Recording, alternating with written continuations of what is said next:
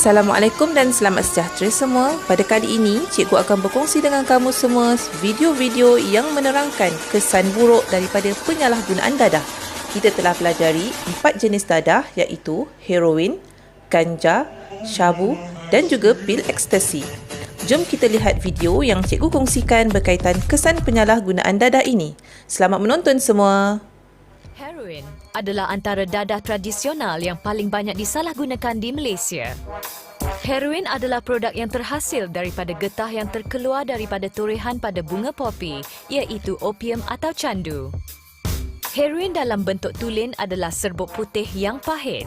Ia diambil dengan cara menyuntik, menghidu atau menghisap. Apakah yang berlaku apabila seseorang mengambil heroin? Okey, mula-mula kita kena tahu bagaimana tubuh kita mengawal rasa sakit. Tubuh kita menghasilkan opioid, iaitu sejenis bahan kimia semula jadi yang bertindak mengawal kesakitan. Ia merangsang reseptor opioid pada sel-sel saraf anda untuk mengurangkan kesakitan dan membuat anda berasa lebih tenang.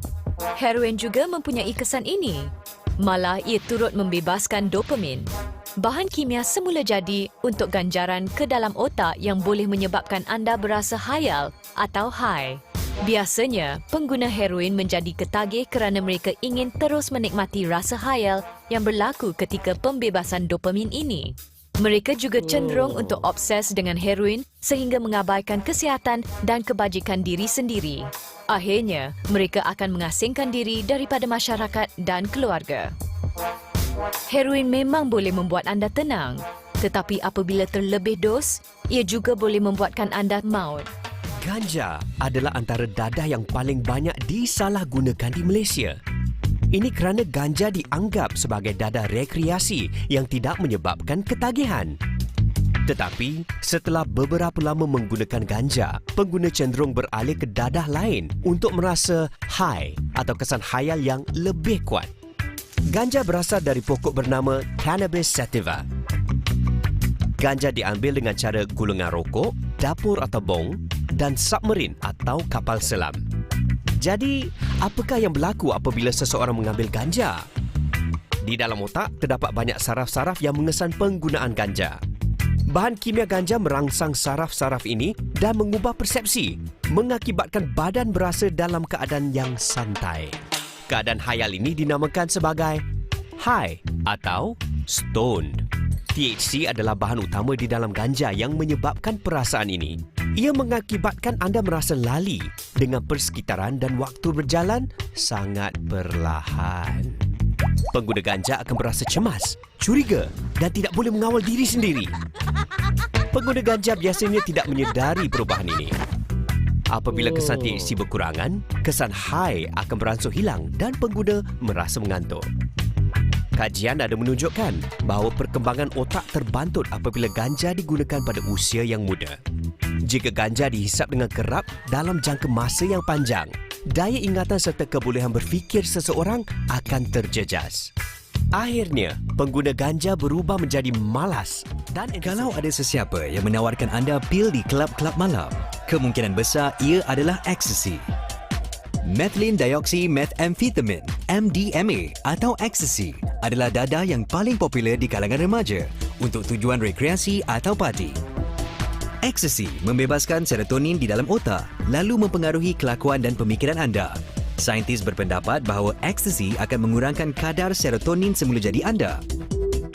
Kesan ecstasy boleh dirasai melalui pembebasan dopamin semula jadi dan melalui pemancar saraf yang lain. Permulaannya, ecstasy sekadar membuat anda merasa high atau khayal. Selepas kesan ecstasy beransur hilang, anda akan berasa sangat letih sehingga beberapa hari. Tindak balas ini dikenali sebagai calm down. Namun, apabila digunakan dalam jangka masa yang panjang, anda boleh mengalami ketagihan. Kesannya, anda akan mengalami perubahan mood, kurang selera makan dan kesukaran untuk tidur. Rangsangan ecstasy boleh menyebabkan kadar denyutan jantung dan suhu badan anda meningkat. Menari dan minum arak ketika mengambil ecstasy akan menyebabkan tubuh mengalami dehidrasi, iaitu kekurangan air di dalam badan. Ia boleh menyebabkan masalah otot, kerosakan buah pinggang, serta hati dan kegagalan kardiovaskular atau jantung. Jika kekurangan air berterusan, ia boleh mengakibatkan pingsan atau maut. Terdapat pelbagai kegunaan dadah termasuklah untuk perubatan dan rekreasi. Dadah rekreasi lah paling berbahaya kerana akan diproses secara kimia untuk memberikan kesan hayal yang lebih lama. Syabu adalah antara dadah yang menyebabkan ketagihan melampau. Syabu adalah dadah jenis perangsang atau stimulan yang menyerupai batu kristal. Ia juga dikenali dengan nama ais, batu, kristal dan kaca. Ia mudah didapati kerana ia boleh dihasilkan di makmal atau kilang haram di belakang rumah. Peralatan serta bahan untuk menghasilkan syabu pula boleh diperolehi di mana-mana kedai atau dibeli secara online. Syabu tidak mempunyai kegunaan perubatan. Cara pengambilan syabu dikenali sebagai chasing the dragon. Pengambilan cara ini boleh menyebabkan seseorang high dalam 5 hingga 10 saat kerana kesannya terus sampai ke otak. Apa yang terjadi apabila seseorang mengambil syabu? Syabu merangsang pembebasan dos dopamin pada kadar yang luar biasa.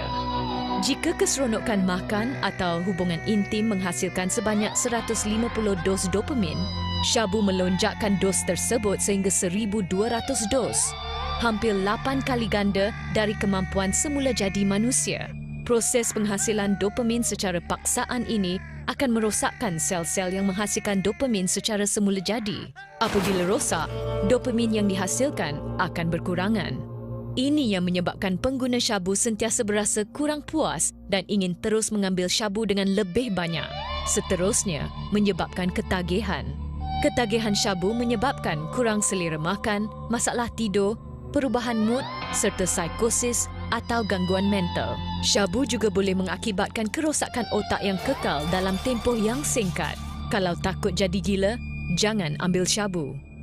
Ketagihan juga membuat seseorang bertindak agresif. Mangsa ketagihan tidak kisah memukul, menyamun serta membunuh orang. Akhir sekali, jika syabu diambil dalam kuantiti yang terlalu banyak, ia juga boleh mengakibatkan kematian. Dadah kesannya membinasakan. Untuk lebih banyak maklumat tentang kesan-kesan dadah, layari www.wecareweserve.org.